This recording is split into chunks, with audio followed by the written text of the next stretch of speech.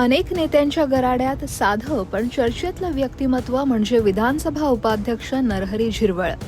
मंत्रालयातील उडीमुळे चर्चेत आलेल्या या झिरवळांना ही उडी तारणार की पाडणार अशी चर्चा आता सुरू झाली आहे.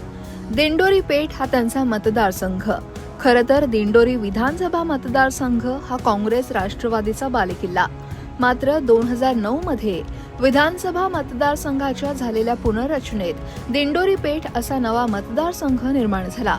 हा मतदारसंघ निर्माण झाल्यावर पहिल्याच निवडणुकीत शिवसेनेचे धनराज महाले यांनी 149 मतांनी राष्ट्रवादीचे नरहरी झिरवळ यांचा पराभव करत या मतदारसंघावर शिवसेनेचा भगवा फडकवला. मात्र 2014 मध्ये झिरवळ यांनी शिवसेनेचे उमेदवार धनराज महाले, काँग्रेसचे उमेदवार रामदास चारोस्कर यांचा पराभव करत पुन्हा एकदा राष्ट्रवादीचा वर्चस्व सिद्ध केला. 2019 मध्येही ही परंपरा कायम राहिली. दरम्यान राष्ट्रवादीत फूट पडल्यानंतर झिरवळांनी अजितदादांना साथ देणं पसंत केलं.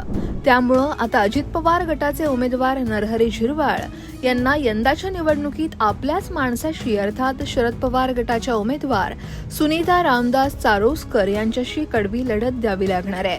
पेठ दिंडोरी विधानसभा मतदारसंघात यंदा 13 उमेदवार रिंगणात आहेत. असं असलं तरी खरा सामना हा नरहरी झिरवळ आणि सुनीता चारोस्कर यांच्यातच आहे.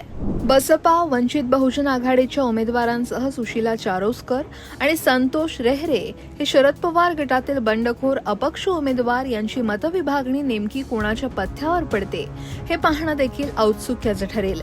झिरवळ यांनी निवडणुकीच्या तोंडावर धनगर आरक्षणासह पेसा भरतीसाठी मंत्रालयातील संरक्षक जाळीवर मारलेली उडी आणि शिंदे सेनेचे धनराज महाले यांनी ऐनवेळी घेतलेली माघार हे दोन मुद्दे झिरवळांना कितपत तारतात याची उत्सुकता असेल. शिवाय ज्येष्ठ नेते श्रीराम शेट्टे यांची भूमिकाही महत्वाची ठरणार आहे. उपमुख्यमंत्री अजित पवार यांनी जनसंवाद यात्रेची सुरुवात दिंडोरीतून करत एक प्रकारे विधानसभेच्या निवडणुकीचं रणशिंग फुंकलेलं. यावेळी झालेल्या कार्यक्रमात शरद पवार गटाचे ज्येष्ठ नेते श्रीराम शेट्टे यांचं कटआउट देखील झळकलं. तसंच नरहरी झिरवळ यांचा वाढदिवस कादवा कारखाना कार्यस्थळावर साजरा झाला. त्यानंतर अजित पवार आणि सुनील तटकरे यांनी श्रीराम शेट्टे यांची घेतलेली सदिच्छा भेट यामुळे कार्यकर्त्यांमध्ये संभ्रम दिसून येतोय. 2019च्या विधानसभा निवडणुकीत शिवसेनेनं भास्कर गावित यांना उमेदवारी जाहीर केलेली. त्यावेळी प्रांतवादाचा मुद्दा पुढे करण्यात आला. आता सर्वात जास्त इच्छुक दिंडोरी तालुक्यात असल्यानंच पेठ तालुक्यातील मतदारांची भूमिका निर्णायक ठरणार आहे. 2019च्या निवडणुकीत काय घडलेलं तर नरहरी झिरवळ हे राष्ट्रवादीकडून 1,24,520 मतांनी विजयी झाले, तर शिवसेनेच्या भास्कर गावित यांना 63,707 मतं मिळाली होती. या मतदारसंघातील महत्वाचे मुद्दे कोणते त्यावर देखील एक नजर टाकूया. पेठ दिंडोरी मतदारसंघात आदिवासी बांधवांचं मोठ्या प्रमाणावर होणारं स्थलांतर रोखण्यासाठी प्रभावी उपाययोजना करण्यात आजवर आलेलं अपयश. दिंडोरी तालुक्यात 3 MIDC उभ्या राहत असताना पेठ तालुक्यात मात्र MIDC मंजूर होऊनही त्याबाबत प्रत्यक्षात कृती होऊ शकलेली नाही आणि त्यामुळं तिथं बेरोजगारीचा मुद्दा नेहमी चर्चीला जातो. मतदारसंघातील रस्त्यांची अतिशय दयनीय स्थिती झाली आहे आणि त्याचबरोबर सिंचनाच्या सुविधांचाही प्रश्न नेहमीच प्रचाराचा मुद्दा राहिला आहे.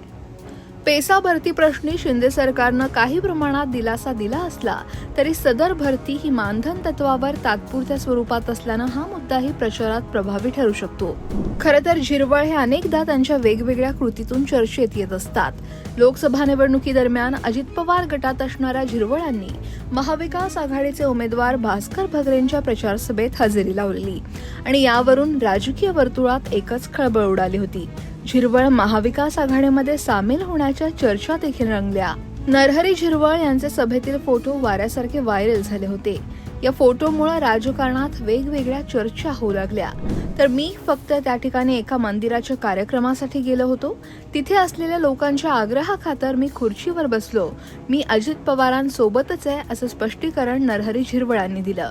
पेसा कायद्याअंतर्गत भरती आणि ST आरक्षणासंदर्भात मुद्द्यावरून मंत्री नरहरी झिरवळ यांनी मंत्रालयातील जाळीवर मारलेली उडी देखील चर्चेचा विषय ठरलेला आणि त्यामुळेच आता ही उडी झिरवळांना तारणार की निवडणुकीत नुकसान होणार हे पाहणं महत्वाचं आहे.